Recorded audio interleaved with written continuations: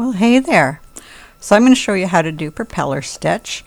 And this is my second time doing the video, and I did release the one for a few hours the last time of this, and I had done the wrong stitch. So this is the piece, and I had done my propeller stitch, and then I started doing a different stitch when I did the video, which was it looks more like it's actually the tiny heart one of Theresa Higby's that I started doing.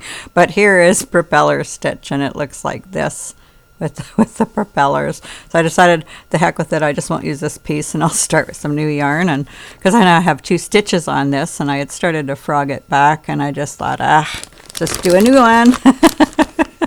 But yeah, everyone can make a mistake. Glad I had some people that told me right early on, so I could actually redo a video of this stitch. So I'm just going to get set up, and we will get started. Okay, I'm using the same yarn, and the yarn is a Thick and Quick by Lion brand, and the color is Coney Island, and it's a real beautiful mix of colors. I really like this yarn. It's quite thick, so we're doing it in a super bulky yarn on a 3/4 inch gauge, and this loom is from the Loops and Threads set. It's quite a wide gauge, a little bit bigger than 3/4 inch slightly when I measure it, and it would be the same as the yellow Nifty Knitter. It's the wide gauge loom sets that are out there. And we'll quickly look at what the stitch looks like, and it's hard to see it on this kind of variegated pattern, but I think this yellow really reflects the light, so it shows better here. So we'll get close up so you can sort of see, like, here's the little propellers, 1, 2, 3, 4 here. And let's see if I can find another one that shows the propellers are really good with the variegation. Okay, here, 1, 2, 3, 4. You can see the kind of propeller look and why I named it that way. And I do have a couple swatches that I did in different materials, so I thought I would include them so that you could see. This is what propeller stitch looks like when it's on a I did this on a 5/8 inch gauge with a super bulky yarn, and you get this kind of a look, so that the propellers are tighter like this, and that would give you a really thick one for a bag, or something that you wanted to do that you wanted to have even thicker than this one here. And then I also did it with this super bulky yarn in a lighter blue, so you can see. And so here's the propellers here. A stitch a lot tighter, and it looks like that. But I did it with this super bulky on the really wide gauge because it's for a scarf. I wanted it to have a little more stretch for a scarf, so I didn't want it to be tighter. So that's what I'm doing here. So I'm going to show you how to do the stitch, and we'll get started. Okay, so it's done in 2 rows, and you're going to be able to see what stitch you're doing by how it looks here. This is a combination of a stitch I'm going to show you and Theresa Higby's Purl Over Stitch, and she gave me permission to use it. Whenever you do the purl over, you're going to have these 2 little bars here, so you'll always know which way you are going by which stitch is in front of you. So if you have to put down your work, you'll know which way was I going, right? The yarn's coming off this one, so I was doing the purl over. So we do a row of purl over. First, because it's a stitch video, I'm not going to show you everything, but I will give you enough tips that you can make something. So I did a crochet chain cast on, and it's on my channel, the one that I prefer, so it'll be easier for you to find what I did. Then I did a row of owl eye wrap just to get started, and then I went right into the stitch. And you can start with either stitch first if you'd like. It's just the 2 rows, one of purl over and one of the other stitch that I'm going to show you. that I use in this project. Oh, and I should get you the name of the other stitch. So just hold on, because I'll get you the name of that, because that's another stitch video I'm going to be releasing, and I might as well tell you the right name of the stitch. So hold on a second. Okay, I called it the Twisted Owl Stitch, and it is a nice stitch in its own right. So you can use just that stitch straight, but first we'll be showing the purl over, because that's the way I'm going. Okay, so got my loom hook. Okay, to do the purl over stitch, you go over on top. It's not a purl. A purl would be done down here, but Theresa Higby's named it, so that's the name it has. So that's what we're going to call it, but please don't think of it like a purl. You're doing it more like a knit stitch. You're going under with your loom hook, and then you're scooping it up. But instead of taking it off the peg, you just flip it. Just flip it over. Leave it right on the peg, and then snug it up. Now this is important. Don't snug it up too tight, and you can go back and check. And if you find your work's getting too tight with any time you do something that's a row of purl over and a row of something else, you need to make sure you're not getting too tight, because your work's going to tighten up. And here's the perfect time to loosen up. Just pull it out. Loosen it up. You can pull it out quite far, see? You can loosen up as much as you want right after you've done the stitch. So you should never get too tight. It should always be so you can lift it over easy. Okay? So you can be the tightest knitter in the world, and you can still do this stitch because you can loosen it up right after. I'm just doing it quickly here to show you. Make sure it's loose. Pull it out if you need to. Keep it loose. So you go over like you're going to do a knit. You go under, scoop up the working yarn, flip it over, tighten, make sure it's not too tight. And that's all there is to it. It's an easy stitch to do. You're not taking anything off the peg, so you're just going under, pulling, flipping it over. And after a while, you get better at it. So my tension's good. I don't go back, but you should if you're not used to doing the stitch. Just go over, and I just flip it over, and I've got the right tension. So that's how I do it, and you will get to where you just do it like that, and it's nice and fast and easy. But even then, but of course you shouldn't actually go inside the yarn. Make sure you go under it. Got a lot of plies in this one. And you can still just loosen it up the same if you need to.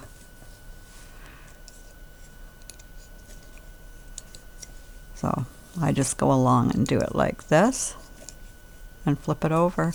But what you can do until you get good at it, you just go under, scoop up the yarn, pull it up, and flip it over. Also with some yarns, you'd have too hard a time flipping it over easily, so you can always just do it like this. Tighten it up. Always make sure that you're leaving them loose enough. See, mine are all loose enough to easily go over the peg, and that's what you want. Otherwise your work will tighten up and you'll have a hard time knitting it. Always make sure it's loose enough, and then you're good. Now, I did end with 2 pegs, but you're welcome to do any end you want. I didn't want to have this curling when I'm done. I did my swatches, and I could see that it would be fine. This I just didn't really do any end. I just turned around, and then I can see from that how much it was curling. It wasn't curling very much, just slightly coming over. So then when I'm doing this one, I look at it, and you can see that there's a little, you can see what's on this edge, but when I look at the side, I can see my side stitches right on the side. Now if my side stitch had been coming over to the back, that's a sign that it might curl. So if that started happening early on, I would redo it and do a different edge. So if you find that happening to you, you might need a better edge. You can even do a garter edge if you need to, because it all depends. With this stitch, which can get really tight, if you were doing your purl over really tight, what's going to happen is where you did it, it's going to pull a direction, and that can have you curl more. So do a test swatch or just start your work and redo it. If you find that it's starting to curl in, that's a sign it'll really start to curl in. But if it's staying right at the side, that's a sign that it's going to be laying nice and flat for you. So I hope that helps anyone who is having that problem. But I'm just doing this. I'm doing no purls in this, and I'm just going to do a 2-peg owl eye edge. So that's the edges I'm using, but you can use any edge you want. So I'm just going to go over and knit it over, and then I'm going to come back, rewrap this peg, and go over this one and over this one. And I'm keeping this nice and loose too, and you can make sure you keep these stitches loose. And then I'm going to come back and knit that one over, and I'm going to knit this one over again. And I'm keeping it nice and loose.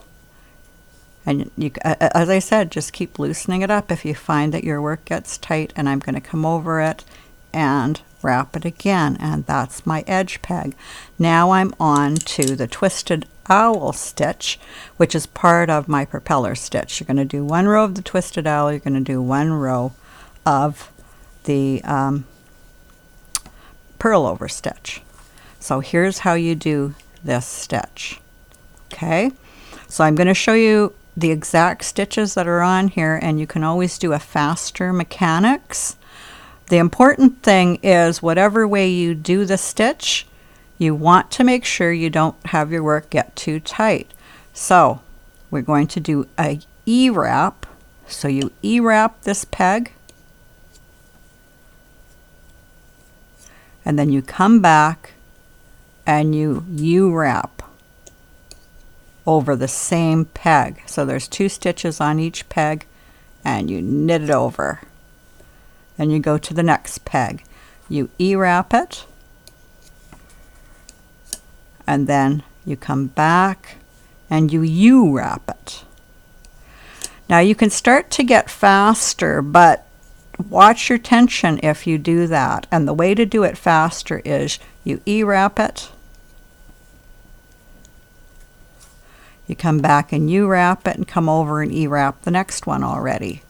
And then you can just knit them off. But if your work should get looser, which it could if your tension is different, so make sure that whichever way you're doing it, you like the way the tension is, and then check your swatch. So here's my E-wrap, and then I just come back, U-wrap it, and E-wrap the next one. And then I U-wrap it and E-wrap the next one. So that's the fast way to do it. But I want you to make sure you understand the mechanics, and it's basically E-wrap and then U-wrap on the same peg. And if it's easier for you to control the tension, just always do it this way. U-wrap, whoops, sorry, don't always do it this way, I just did the wrong stitch. E-wrap it, and then U-wrap it. There we go. E-wrap it, and then U-wrap it. And see, this is easy knitting. I don't have anything too tight, so it's just really easy what I'm doing, and that's after doing a purl over, and that's what you want to have.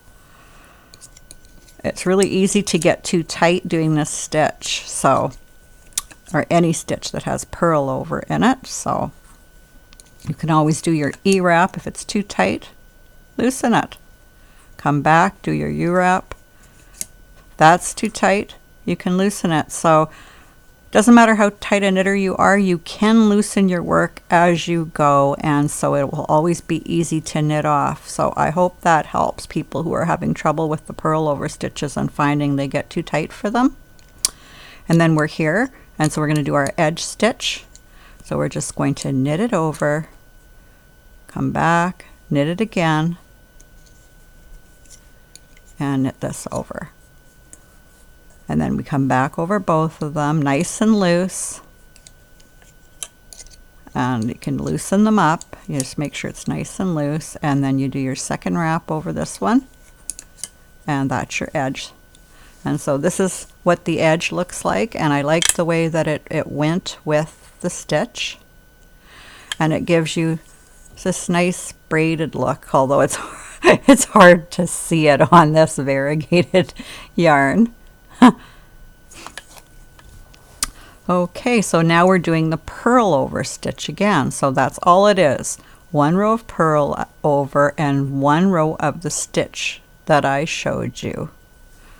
Twisted owl stitch, and that's what you get, this stitch, and it's quite suitable for doing any tight work you want to do. It makes excellent purses. It can make hat brims, so you can do a nice tight hat brim if you'd like, and gives you a lot of options of what you want to do with it. You could do a blanket too. It would make a fine blanket.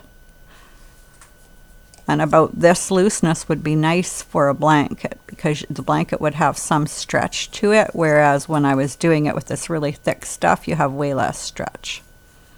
So it's more suitable for a purse. So this is with the probably about the same thickness as this, but it was done on a thinner gauge. That's how I got the tighter stitch to it. But I'll go over the stitch one more time to make sure you understand how to do it. And as I said, this is a stitch video, so I'm not showing you everything, but I am giving you tips. So when you want to bind off,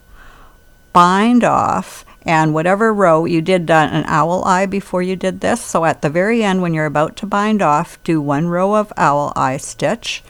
And if you don't know how to do owl eye, check my channel. I have lots of projects in owl eye. And then I have a bind off on my channel.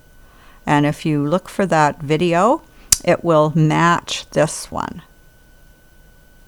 But you're welcome to use any cast off and bind, or cast on and bind off that you want.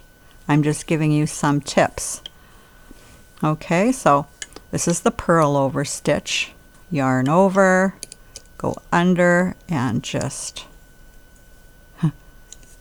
put it over. Go over like you're going to knit. Go under the bottom loop, scoop it up, flip it over. Over, under, scoop it up, and you can pull it out and flip it over too. All depends on the yarn you're using. On some yarns I had to do that every time I did a purl over, because they would be the kind of yarn that would split really easy or had no stretch at all to it, and would shred easy, those kind of ideas. Or I had a cotton ribbon that wouldn't go over very easily that way. So okay, go under, scoop it up. This one though is easy to just flip over, and for me to have the right tension with it, so I can just do it like this with this yarn, which is a little faster. So this project will go a lot faster. But any way that you can keep your tension good is the way to do it. And you just go back and pull it if it gets too tight. Keep them nice and loose so they'll go over. And that's all there is to it. There we go. I'm at a bad angle there. If I angle it a bit more like this, and but I want you to be able to see it, so I'll move it a bit more towards me. And I just flip it over like this. There we go.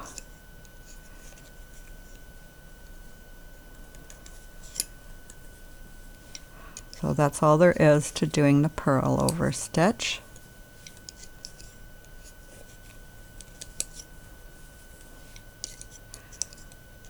And I'm just going to do a few of the other stitch and then end the video, because I don't want this video to get too long. It's just a stitch video, and they take a long time to upload when they get long. And then I have to sit there at the computer while they're uploading, because it could actually go into sleep mode or something could happen to, so that's how I'm doing the edge stitch, and just the same thing that I did before. And you can always go back and look at any of the videos. And yes, there's a gauge at the bottom right corner. It looks like a little gear, and if you click on it, you can slow down a video. You can slow it down as much as you like, so you can watch and really look any place that you're having problems. Okay, so to do the stitch, you go behind and do an E-wrap, knit it off, come back, you're still the same peg, and go in front wrap it, knit it off. E-wrap, U-wrap. So it's an E-wrap motion. Then when you're working yarn, you can take it back to the front so you can do a U-wrap. And that's all there is to that stitch. And the fast way, again, if you find that you can do this and keep your tension well, is now you're going to do the U-wrap over it. You can go ahead and E-wrap the next one. And U-wrap it and E-wrap the next one. U-wrap it and E-wrap the next one. And this is the way that I tend to do it because I find it a bit faster. But this way is going to be easier for some people. And it goes really nicely in the round. That's what I wanted to tell you too. And the reason for that is it's all done on one peg. So you're not going to have any problems having any kind of a jog. It goes very smoothly in the round and works excellently. Looks a little bit different. These propellers are straight. The reason they kind of curve in like that is because we're going two directions, but you still get the propeller look. They just look like that, more like a straight little. But it looks really nice in the round too. And so I'm just going to actually end the video here. I hope you enjoyed it. And until I see you again, bye.